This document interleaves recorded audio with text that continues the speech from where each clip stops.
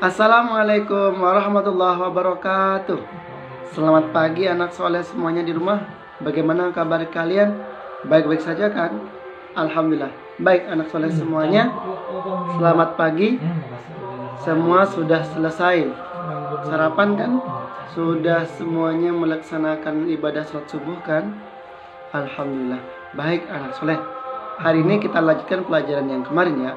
Kemarin kita membahas bagaimana apa itu contoh tentang perbuatan tercela. Ada yang namanya marah, ada yang namanya murtad, ada yang fasik. Kita lanjutkan pelajaran hari ini, yaitu materi terbaru bab ke-6 di halaman 56, yaitu kalimat thayyibah. Nah, silakan kalian buka semuanya. Silakan kalian buka. Lalu kita buka di halaman 56 ya. Di situ dijelaskan bagaimana pengertian taubat dan penjelasan serta ayat-ayat tentang taubat. Bismillahirrahmanirrahim. Anak soleh semuanya, kalian pasti mendengarkan apa selama ini kalian pasti sudah mendengar istilah taubat. Nah kan? Nah, taubat itu apa sih taubat? Taubat itu adalah orang-orang yang ke masjid sholat jamaah. Taubat adalah orang-orang yang hijrah. Nah, taubat itu apa sih? Di sini mari kita kupas bersama-sama bagaimana penjelasan tentang taubat. Baik anak soleh semuanya, taubat itu berasal dari bahasa Arab, dari fi'il madhi tabah yang bermakna kembali. Tabah yatubu taubatan. Taubatan merupakan isim masdar dari fi'il madhi tabah yang bermakna kembali. Jadi, secara bahasa taubat itu bermakna kembali. Sedangkan menurut istilah syara di sini jelaskan, taubat artinya tidak mengulangi perbuatan dosa yang pernah dilakukan. Kalau kita pernah melakukan dosa, contoh dosa seperti itu, maka kita tidak akan mengulangi dosa seperti itu lagi. Contohnya, hari ini kita tidak sholat, maka besok atau untuk sholat selanjutnya saya tidak akan pernah tidak sholat, alias saya akan sholat terus. Contoh lagi, hari ini kita telah melanggar peraturan protokol kesehatan. Kita taubat. Nah, taubatnya adalah kita tidak akan melanggar lagi protokol kesehatan. Hari ini kita telah melawan ke orang tua. Maka pada hari itu juga kita udah berjanji pada diri kita sendiri agar tidak melakukan perbuatan seperti itu lagi. Hari ini kita maaf mencuri punya tetangga atau mencari punya orang lain tanpa hak kita, tanpa izin dia. Pada saat itu pula kita udah berhenti menguatkan hati kita agar tidak melaksanakan hal itu lagi. Maka itu disebut dengan taubat. Dan macam-macam yang lain. Intinya kalau kita sudah tidak ingin melaksanakan dosa itu lagi, itu dinamakan dengan taubat. Orang yang bersungguh-sungguh bertaubat akan menyesali perbuatan dosa yang dilakukannya. Tapi kalau kita misalkan melaksanakan dosa tapi tidak ada penyesalan dalam hati kita tidak menyesal, kita tidak merasa bersalah atas dosa yang telah kita lakukan, maka itu bukanlah dosa. Maka orang-orang yang melakukan seperti itu bukanlah disebut dengan orang yang taubat, tapi disebut dengan orang yang fasik. Paham kan fasik seperti apa? Fasik telah kita bahas di video kemarin. Kita lanjutkan lagi. Orang-orang yang serius tidak akan melaksanakan dosa-dosa itu lagi disebut dengan taubat nasuha. Taubat nasuha. Firman Allah Subhanahu wa taala dalam surah At-Tahrim ayat ke-8. Bismillahirrahmanirrahim. Ya ayyuhalladzina amanu tubu ilallahi taubatan nasuha. Sadaqallahu maulana azim. Yang artinya, wahai orang-orang yang beriman, bertobatlah kepada Allah dengan taubat yang semurni-murninya. Taubatan nasuha. Dalam ayat tersebut dijelaskan ada tulis naskah yang termaktub dalam kitab tersebut, yaitu surah Taubatan Nasuha. Nah, ini Taubatan Nasuha itu disebut dengan oleh Allah dalam Al-Quran surat At-Tahrim ayat ke-8 ini, bahwa orang-orang yang bersungguh-sungguh bertaubat kepada Allah itu disebut dengan orang-orang yang bertaubat nasuha. Islam tidak hanya mewajibkan kepada pemeluknya untuk berbuat baik, tapi juga melarang umatnya untuk melakukan keburukan kepada dirinya, kepada orang lain, ampun-ampun, apalagi kepada Allah Subhanahu wa taala. Naudzubillah min dalik. Maka dari itu semuanya, mari hari ini, di pagi ini, kita bermuhasabah diri, kita pikirkan masing-masing, kita renungkan diri kita masing-masing, dosa-dosa apa yang telah kita lakukan tadi malam, dosa-dosa apa yang hari ini kita lakukan, dosa-dosa apa yang kemarin, 2 hari lalu, seminggu yang lalu, sebulan yang lalu, setahun yang lalu pernah kita lakukan. Nah, mari pada hari ini kita laksanakan taubat nasuha bersama-sama. Semoga semua taubat kita diampuni oleh Allah Subhanahu wa taala. Baik. Kesalahan-kesalahan yang dapat dilakukan oleh manusia dapat dihindari sesudah kita mengetahui sumber pokok kesalahan manusia. Perhatikan peribahasa berikut. Induk dari perbuatan dosa itu ada 3: hasad atau iri dengki, tamak alias rakus kepada dunia. Ketiga adalah sombong. Yang pertama adalah hasad atau iri dengki. Iri adalah kecemburuan kita terhadap nikmat yang telah diterima oleh orang lain. Itu iri.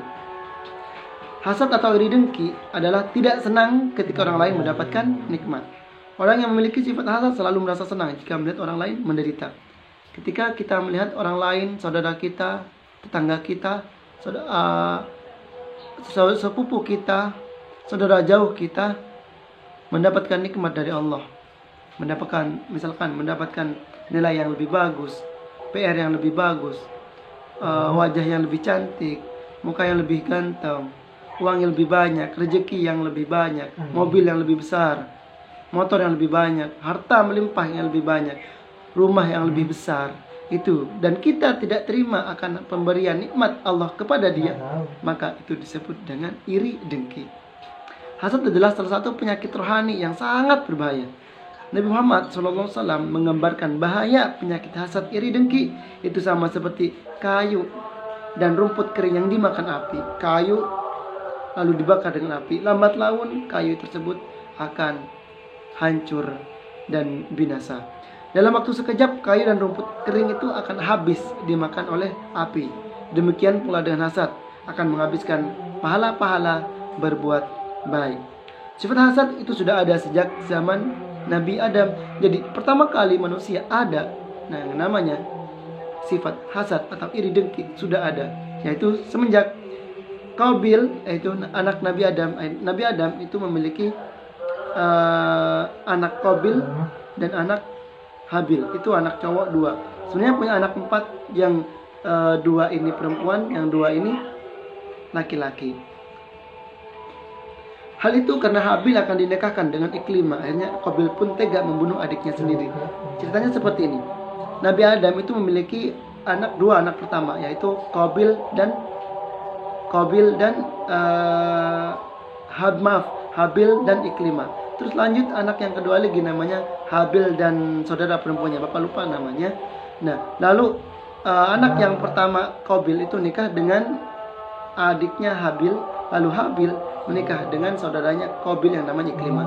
Nah, si Qabil ini tidak terima karena Iklimah itu cantik, karena dia iri. Kenapa Qabil Habil adiknya mendapatkan wanita secantik Qabil? Akhirnya dia tidak terima. Akhirnya pada suatu hari si Habil ini dibunuh oleh kakaknya Qabil. Nah, itu merupakan peristiwa pembunuhan pertama yang dilaksanakan oleh manusia.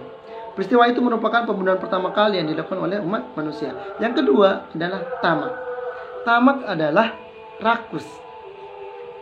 Tamak dalam masalah materi tidak dibenarkan dan dia dilarang oleh Allah Subhanahu wa taala. Keinginan manusia untuk memiliki harta takkan habis sebelum ia mati. Tamak adalah rakus dalam hal materi alias duniawi. Hari ini kita dapat uang 1.000, tapi dalam hati kita merasa kurang, pengennya 2.000. Kita dapat mobil 1, pengennya dapat punya 2. Punya rumah 1, tapi kita tidak ikhlas atau tidak terima dengan pemberian tersebut, tapi menginginkan kita rumah 2, 3 atau 4 atau lebih.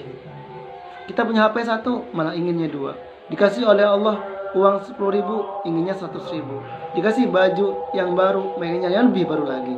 Dikasih motor yang versi terbaru malah ingin yang lebih baru lagi. Itu yang namanya tamak. Dan sifat tamak ini tidak akan selesai hingga kita sendiri akan mati. Naudzubillah, summa naudzubillah. Makanya yang paling bagus seyogyanya sebagai kita sebagai pencari ilmu, sebagai manusia lebih umumnya, itu agar selalu merasa cukup terhadap apa yang telah diberikan oleh Allah kepada kita semuanya. Diberi rezeki seperti itu, kita harus bersyukur. Ingat, la in syakartum la azidannakum wa la in kafartum inna adzabi lasyadid. Apabila kita bersyukur, Allah akan menambah kepada kita. Tetapi apabila kita kufur terhadap nikmat Allah, inna adzabi lasyadid, Allah akan memberinya dengan azab atau siksa yang sangat pedih. Nabi Muhammad SAW bersabda, "Lau kana li ibni Adam wadiyani min malin labtagha thalithan, wa lam yamla'u jawfa ibni Adam illa turab." Hadis riwayat Imam Bukhari. Sekiranya manusia itu diberi 2 bukit penuh berisi harta benda. Ya Allah, sampai-sampai Rasulullah menggambarkan seandainya 2 gunung dibuat manusia, gunung itu terdiri dari emas, maka dia akan mencari bukit yang ketiga.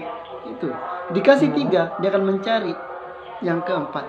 Dikasih yang keempat, dia akan mencari 5 dan seterusnya. Itulah sifat yang namanya tamak alias loba dan rakus. Naudzubillah, summa naudzubillah.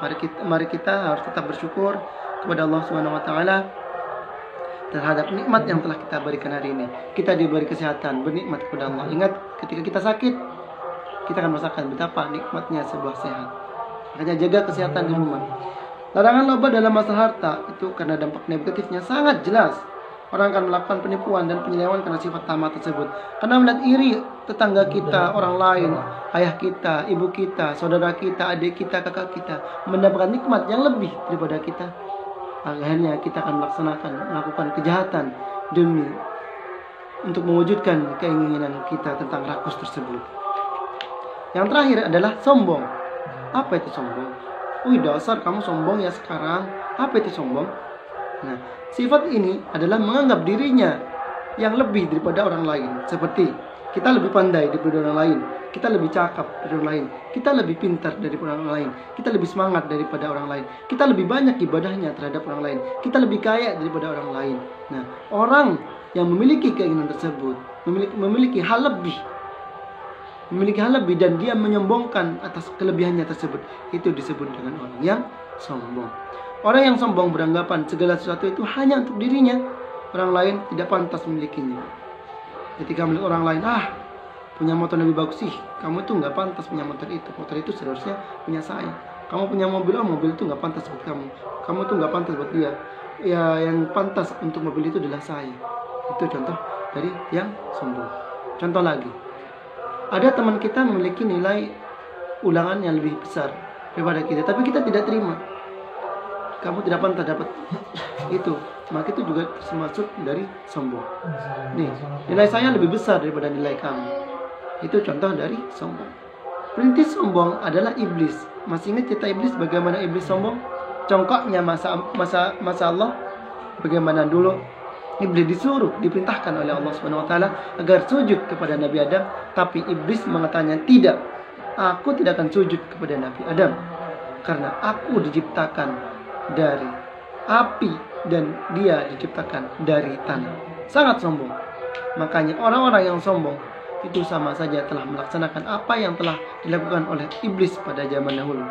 Hanya iblis pada saat itu pula diusir oleh Allah dari surga menuju ke bumi. Naudzubillah, summa naudzubillah. Maka dari itu, agar kita tidak menjadi iblis selanjutnya, mari kita kurangi sifat tamak kita kurangi sifat sombong kita kurangi juga sifat-sifat buruk yang lainnya. Mari kita berbanyak taubat kepada Allah dengan taubat yang sungguh-sungguh alias taubat nasuh anak soleh. Baik anak soleh, mungkin cukup sekian materi kali ini. Kita lanjutkan materi selanjutnya insyaallah di minggu depan. Siap-siap untuk menghadapi PTS. Baik, tugas kali ini adalah ada 3 foto atau 3 caption yang harus kalian laksanakan. Yang pertama, beri contoh hasad atau dengki. Pertama, kalian fotokan. Kalau kalian kesusahan mencari foto dengan real alias dengan kenyataan, kalian boleh cari foto di Google. Contoh iri, lalu jangan lupa kasih caption. Nah, yang kedua adalah contoh tamak. Cari contoh tamak, gambarnya seperti apa, lalu jangan lupa kasih caption. Yang ketiga adalah contoh sombong. Seperti biasa, kasih keterangannya juga, captionnya juga, sekaligus foto. Jadi tugas kali ini ada 3 foto yang harus kalian foto, kirim ke Bapak. Baik, cukup sekian materi kali ini. Anak soleh, tetap semangat di rumah. Wabillahi taufiq wal hidayah. Bapak akhiri, wallahu muwaffiq ila aqwamit thoriq. Assalamualaikum warahmatullahi wabarakatuh.